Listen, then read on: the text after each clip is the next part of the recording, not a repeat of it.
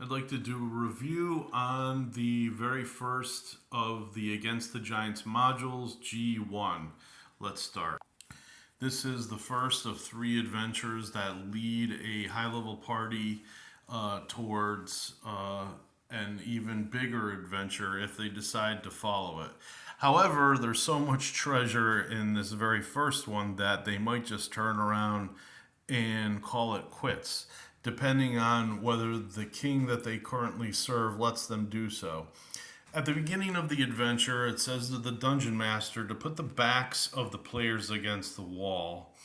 Uh, and if they do not go through with the adventure, if they take up the quest, will be punished. So there's that to follow up on in case that does happen. Um, and the great thing about the adventure is that they're placed right at the beginning of the first stronghold when it begins. So this is just about what they see when the game begins and their characters are fully equipped. They're also told that nearby, maybe like a quarter mile away from this structure, that they found a cave where they can run back to and safely rest and level upwards if possible during this time. In my current campaigns, I would not allow that. But if the adventure says that it's safe, and as long as the giants weren't clever enough to track them back to this place, I would allow it. Usually that means having a magic item, teleportation, or having a druid in the party that can hide the players retreating through the woods. There we got something interesting. It comes with the contents of the bag of what might be in a giant. Most of the giants have them, or they're placed around the building. And giants love to grab whatever they can and shove it in their sacks. You've got a great little illustration here.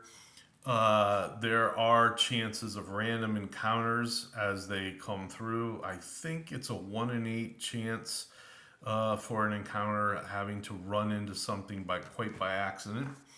You've got all sorts of areas. There's the beginning if the players do want to enter the main area.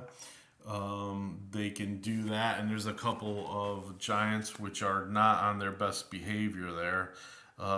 If you have an assassin in the party, and if he's got the skills of, say, an 8th level thief, a 7th level thief, he's going to make out pretty good in this adventure, sneaking around and possibly assassinating some giants, or sneaking up on them to backstab them as a thief would. Of maybe if he's got a skills similar to a thief, he'll be able to do such a thing if he's got a really good weapon. So I know I'm showing you some of the things maybe I shouldn't, but there's so much stuff here. Just to show you the amount of treasure, this is just one room, and the amount of stuff in here is really, really good. There's no way the players are getting home with it. So a lot of it will just entice the characters. And it shows also how successful the giants were.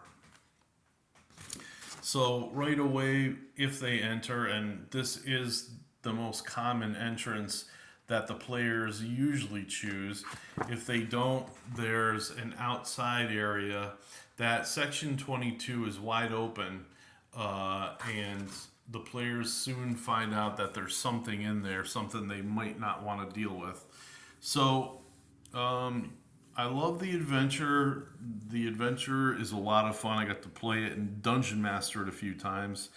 There's a huge party going on, which makes it even more grand and more fun for the party. There's a great hall with a party of different giants within, and they're all having a good time. And the party will have to crash that and probably fight the chief there.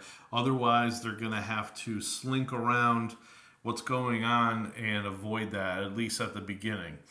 So there's a guest chamber, which is interesting, and there are guests that are over to celebrate the giants raiding villages and killing people and taking whatever they can over the last several months. So they're having a lot of fun at the local lord's expense.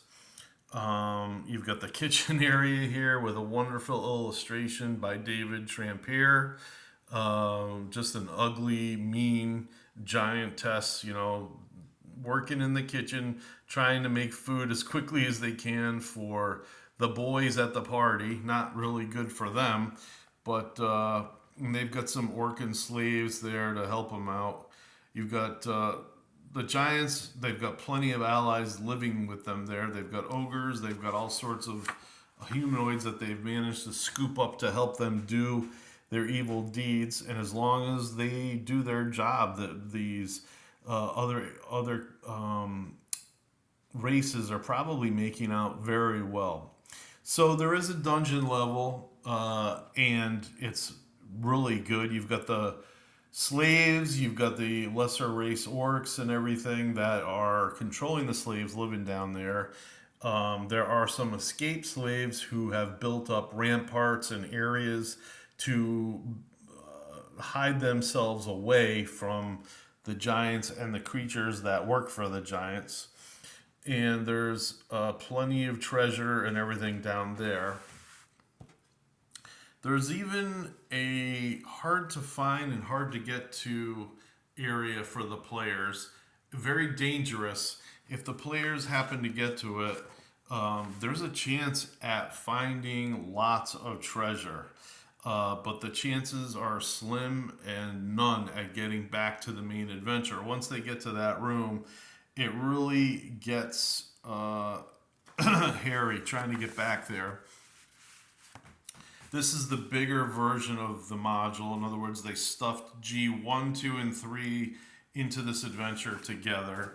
You've got lots of maps, and you've got months and months and months and months of game time.